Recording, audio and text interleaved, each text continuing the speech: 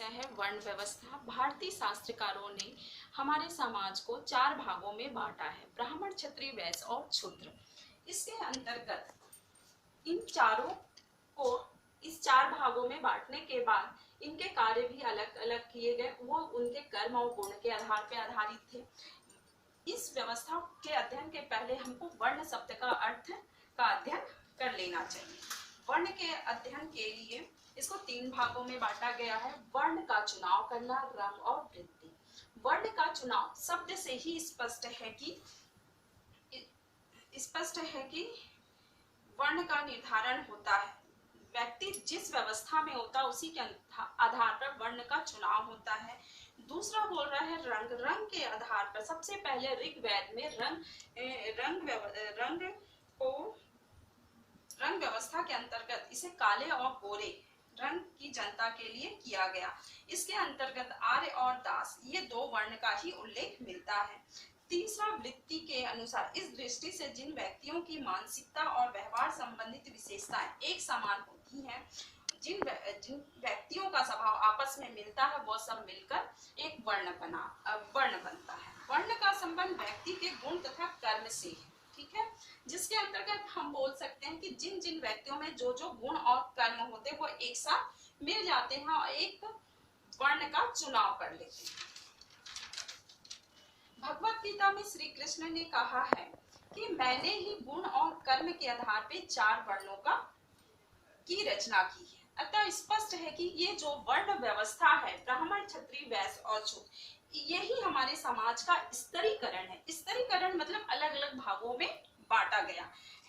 अब यहाँ पे हम इसकी उत्पत्ति के आधार को देख लेते हैं। वर्ण व्यवस्था की उत्पत्ति का आधार इसके अंतर्गत सबसे पहले है ऋग्वेद में पुरुष सूक्त के अनुसार। इसमें कहा गया है कि ब्रह्मा के मुख से ब्राह्मणों की उत्पत्ति हुई, जिसके परिणाम स्वरूप पूजा पाठ करना व शिक्षा देना इसका कार्य है। और ब्रह्मा की भुजाओं से क्षत्रियों का तथा जांघों से वैश्य का तथा क्षुद्रों की उत्पत्ति हुई।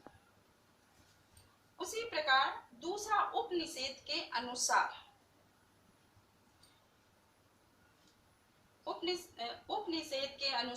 उपनिषदों के अनुसार प्रारंभ में ब्रह्मा ने केवल ब्राह्मण को जन्म दिया।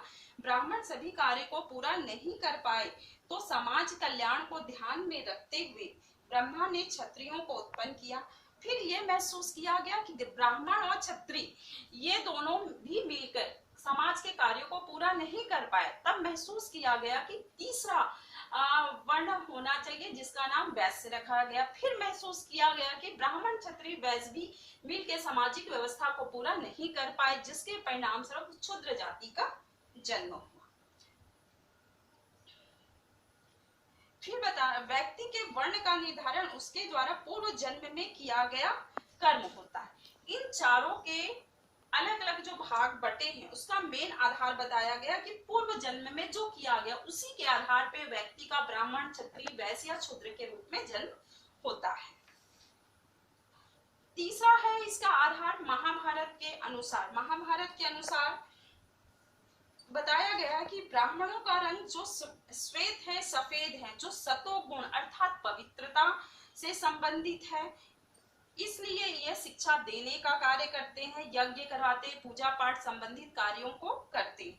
दूसरा क्षत्रिय जो लोहित रंग का, जो राजस्व गुण तथा क्रोध को व्यक्त करता है।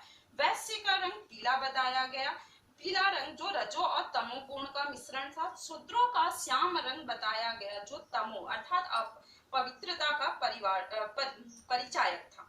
विभिन्न वर्णों के अलग अलग रंग अवश्य थे, परंतु यह वर्ण विभाजन का आधार नहीं, स्वभावगत विशेषताओं और गुणों पर आधारित था। चौथा आधार है इस वर्ण का गीता के अनुसार। इसमें स्पष्ट रूप से श्री कृष्ण ने अर्जुन को गीता के 4वें अध्याय में बताया, हे अर्जुन, गुण और कर्म के विभाग से ब्राह्मण, क्षत्रिय, वैश्य और शूद्र सभी मेरे द्वारा ही बनाए गए हैं। वर्ण के कर्तव्यों के अंतर्गत इसमें चारों के अलग अलग कार्य बताए गए, जैसे ब्राह्मण, क्षत्रिय, वैश्य और शूद्र।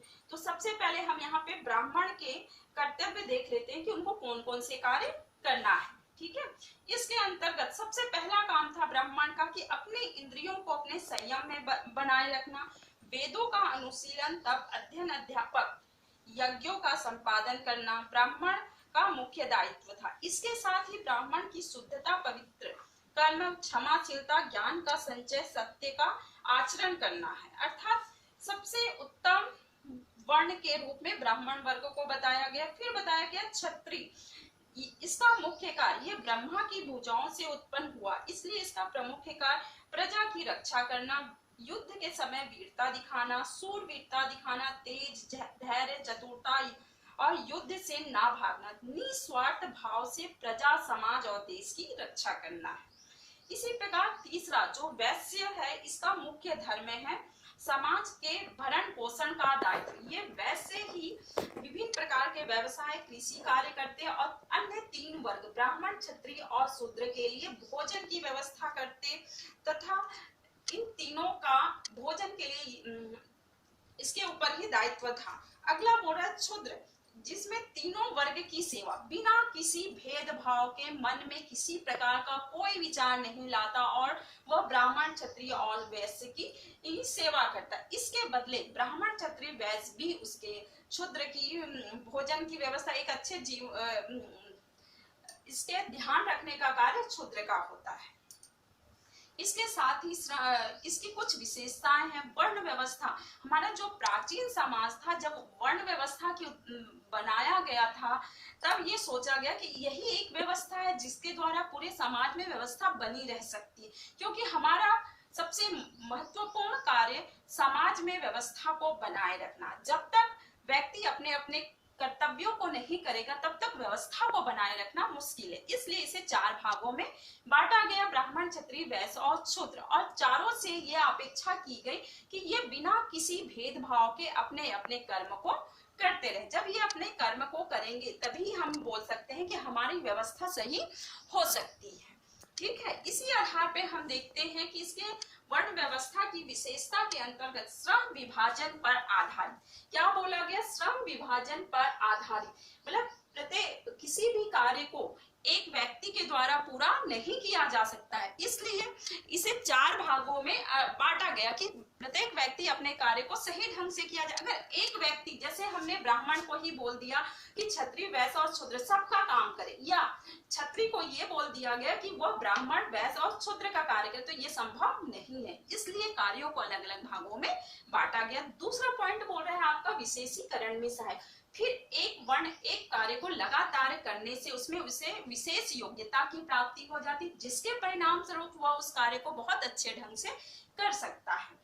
तीसरा गुण और स्वभाव पर आधारित, जब वर्ण व्यवस्था की उत्पत्ति हुई थी या यह हमारे समाज के अस्तित्व में आया, तो सबसे मेन कारण इसका बताया गया गुण और स्वभाव। किसी प्रकार का किसी पे दबाव ना डाला जाए, बल्कि उसमें जो विशेषता है या उसका जो स्वभाव है, जो उसकी क्षमता है, उसके अनुसार कार्य दिया जाए। इसी प्रकार आगे बताया कि शक्ति और अधिकारों का निश्चित वितरण कर देना, कि इन चार वर्णों के आधार पर प्रत्येक वर्ण को यह व्यवस्था दी गई कि वह उसके कुछ निश्चित शक्तियां और अधिकार हो, जिसके द्वारा वह अपने कार्य को पूर्ण सही ढंग से कर सके। व्यवसाय का पूर्व निर्धारण, यहाँ पर व्यवसाय पहले से निश्चित होता है कि किसको कौन सा कार्य करना है। लास्ट में बताया जा रहा है कि कर्म के सिद्धांत और पुनः जन्म की धारणा पे जोर दिया गया, अर्थात ये बताया गया कि जो व्यक्ति आज ब्राह्मण, क्षत्रिय, वैश्य या शूद्र है, इस वर्तमान स्थिति के लिए उसने पूर्व जन्म में जो कार्य किया था उसका परिणाम इसे वर्तमान जीवन में भोगना पड़ रहा है। इसलिए किसी प्रकार का दुख या बहुत बड़ी खुशी या ऐसी चीजें नहीं आनी चाहिए थी जिसके कारण वो अपने आप को बहुत महान या बहुत लो समझे। इसलिए ये समझना है कि इन चारों को अपने अपने कर्मों को पूर्ण करना है।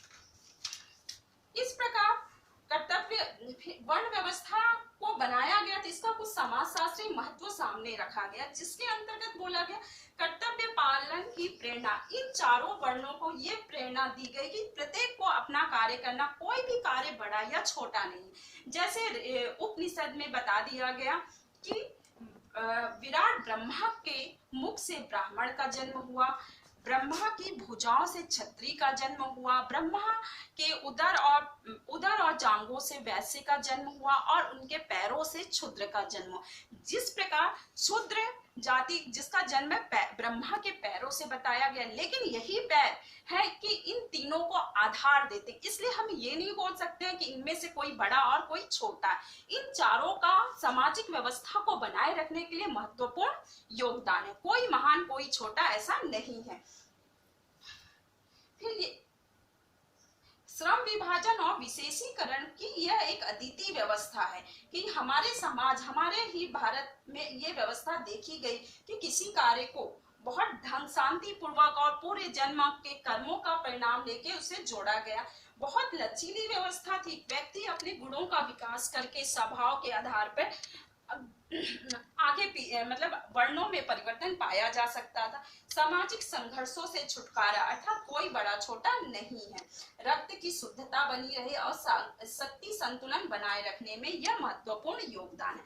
जब भारतीय शास्त्रकारों ने हिंदू समाज में इसको 4 भागों में बांटा था, ब्राह्मण, क्षत्रिय, वैश्य और शूद्र, जो पूर्ण रूप से कर्म के सिद्धांत पर डिपेंड था और उसके साथ उसका स्वभाव और गुण था। लेकिन धीरे धीरे ये बातें आगे बढ़ती गई और धीरे धीरे इसको जाति व्यवस्था से जोड़ दिया गया। फिर जाति व्यवस्था के अंतर्गत ब्राह्मण को सबसे महान बताया गया, उसके बाद क्षत्रिय, वैश्य और शूद्र को, और यहाँ पे शूद्र को बहुत निम्न माना गया, जिसके परिणाम स्वरूप हम बोल सकते हैं कि यह व्यवस्था खंडित हुई। इसे जाति से ना जोड़कर इसे एक व्यवस्था के अंतर्गत इस चारों चीजों का अध्ययन करना है। धन्यवाद।